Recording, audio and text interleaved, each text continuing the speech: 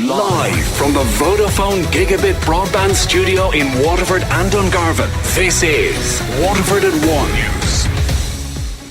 Good afternoon, I'm Liz Reddy. Today's top stories. University Hospital Waterford had one of the lowest rankings in the latest national survey of patients. Garda crime scene investigators are examining the scene of yesterday's murder in Dublin. A lecturer at Waterford Institute of Technology says people are living vicariously through their online profiles. And in sport, Ballygunner and Ballysaggart come up short in yesterday's Munster Club hurling finals. University Hospital Waterford had one of the lowest rankings in the latest national survey of patients. The majority of participants in the inpatient experience survey reported positive experiences. However, there were several areas needing improvement. 78% said they had good or very good overall experiences, compared with 84% nationally. UHW scored below the national average for the care on the ward, discharge or transfer stages, and for overall experience. The majority said they were always offered a choice of food, and the hospital received above average ratings for that question.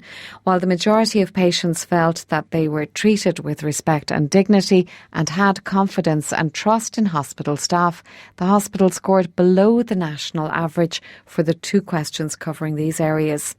UHW General Manager Grace Rothwell said they're undertaking a training and education programme next year to heighten awareness among staff and support them to engage with patients and to build trust and confidence in the services they provide.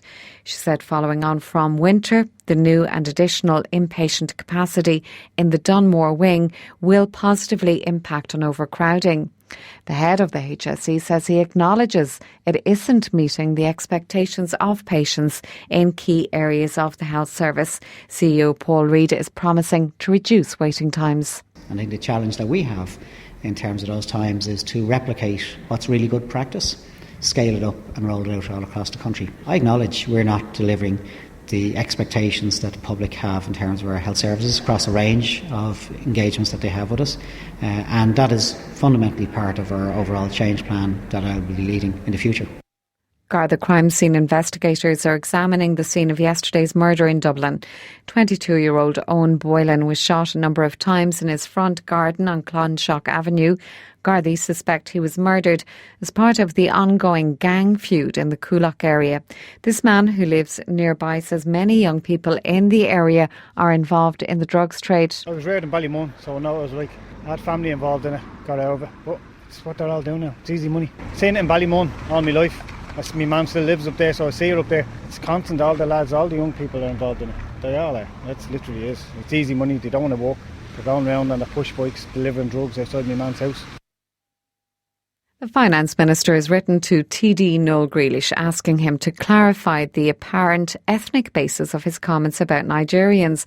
Noel Grealish singled out the nationality while asking a question about payments leaving the country. Our political correspondent Sean Defoe reports. TD Noel Grealish suggested in the Dáil that hundreds of millions of euro a year was being sent from Ireland to Nigeria, querying whether this money was the proceeds of crime. He was called a racist in the Dáil by other TDs, and the figures he cited from the World Bank are disputed by the government. It says the actual amount of money sent from Ireland to Nigeria each year through personal remittances is €17 million, citing that as the figure from the Central Statistics Office. Now the Finance Minister, Paschal Donohoe, has written to the independent TD Noel Grealish, saying he was disappointed at the apparent ethnic basis of the question. He said it's wrong to single out one country without evidence of wrongdoing. The Minister called on Grealish to clarify his statement and said he's satisfied as Minister that measures are in place to ensure money leaving the country comes from legitimate sources. Complicating the picture here is the fact that the government relies on Noel Grealish for support in most Dáil votes. Sean Defoe, Leinster House. A sociology lecturer at Waterford Institute of Technology says our smartphones have become a substitute for social interaction. Irish people now spend an average of 4.5 hours on their phone every day. However, Dr. Jill O'Mahony says we need social groups and communities. When we don't have that, we tend to fall back on our online profiles a little bit too much. Okay, as human beings, we need groups. We need to feel like we're connected. We need to feel like we belong. And when we don't have that, our mental health suffers. our mental health suffers, full stop, okay? And so we try to recreate that online. Now, there are some really positive aspects to that. So, for example, if you're feeling a little bit isolated within your peer group, you can find a substitute peer group online, and that can really be beneficial to our mental health. She says a balance has to be found. You can't substitute an online community completely for a tangible, everyday one that you can interact with in bodily form, essentially. Because there's a lot that we will miss out on in terms of body language, in terms of nuances in language, in emotions, in feeling, and even the tactile touching of, friends giving hugs and all of that kind of thing. There's a lot to be lost by an over-reliance on digital communities and digital profiles. These students at Waterford Institute of Technology feel smartphones are highly addictive. You get updates on your phone, how long you're spending on it. I tried to cut down, but then you just go straight back to being on it all day. Originally, yeah, it was a big problem. It always affected. I would always find myself pulling it out and looking at it for no reason, forgetting what I was even looking for and stuff. Probably, yeah, a lot. I'd be in class even, and I would just check in. Oh, have I anything? And I probably shouldn't be. Digital DNA storage research from Waterford IT has won an Outstanding Academic Achievement Award in the field of digital technology. The Technology Ireland Industry Award was for a project that supports encoding of digital transformation in DNA, which will lead to a new form of data storage for the future. The project, funded by Huawei, has the capability to store the equivalent of 70 billion copies of books into a single gram of DNA, and this technique is set to revolutionise the field of data storage.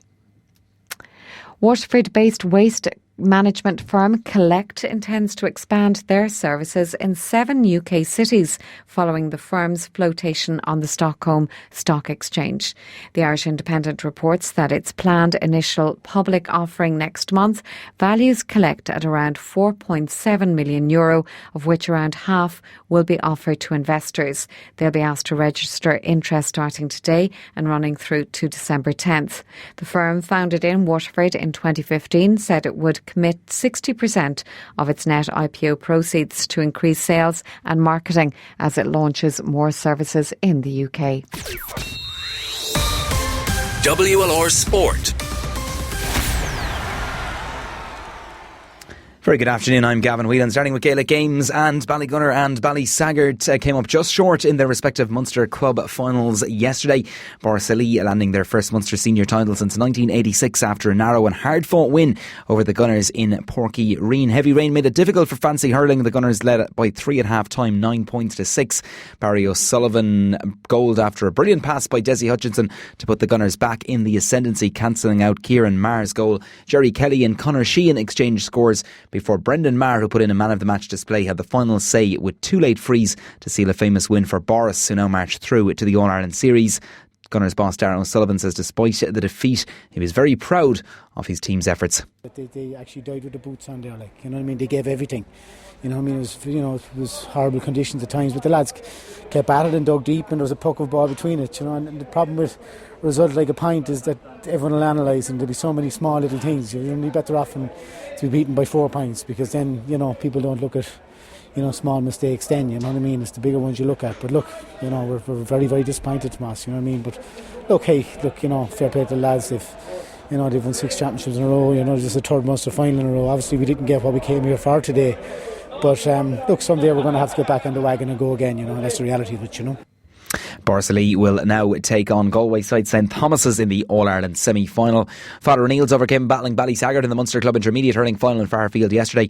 Cork champions' ability to get goals at crucial stages proved crucial as they edge past the Waterford champions, whose remarkable journey comes to an end. Saggart will play senior hurling for the very first time in the club's history in 2020. It ended Father O'Neill's 2-15, Ballysaggart 17 points. Manager Adrian Marr admitted that afterwards that they were disappointed but immensely proud. Yeah, disappointed. Yeah, we were disappointed. Yeah, but look, to be honest, I suppose we couldn't have asked any more out of our fellas. They gave it absolutely everything. They were outstanding on the day. You can hear more from Adrian Marr and Seamus Carney, the Ballysaggart Club chairman, on our On The Ball show this evening from 6:10. Staying with Gaelic Games, Limerick intercounty hurler Richie McCarthy has announced his retirement from John Kiley's senior panel. The 32-year-old made his senior debut for the Treaty County in 2011 and picked up an All-Star award in 2003 as a full back. McCarthy's other honours include Limerick's famous All-Ireland win in 2018, Munster Senior Winners' Medals in 2013 and 19, and a Division 1 league title in 2019. Meanwhile, 2017 All-Ireland winning goalkeeper Colm Callan has retired from the Galway senior hurling panel. The 37-year-old has now accepted a coaching role in Shane O'Neill's backroom team for the 2020 season. Soccer next, Manchester City manager Pep Guardiola says Sergio Aguero will miss the Manchester derby next month. Aguero picked up a muscular injury in Saturday's 2-1 win over Chelsea that is likely to rule him out for a few weeks. And Guardiola has said today that the December 7th clash with Manchester United will come too soon. 22-year-old Brazilian Gabriel Jesus feels he can deputise in Aguero's absence. I'm not happy because Sergio is injured, of course. I don't like when my friends is injured. But I have work every day hard, and of course I'm ready to play. I show every time in the training session because I want improve everything. So yeah, I'm ready. Reports today are suggesting Everton may soon be on the hunt for a new manager. Marco Silva's job is understood to be at risk after the Toffees lost at home to rock bottom Norwich at the weekend. David Moyes and Eddie Howe are two of the leading contenders to replace Silva if he is sacked. And there's just one game cross channel in the Premier League this evening. Newly promoted Aston Villa are just 1 point above the relegation spot heading into their game home tie against Newcastle United. The Birmingham outfit have just 3 wins from their opening 12 league games. Action at Villa Park is off at 8 p.m. That's the latest on WLR. More at 2.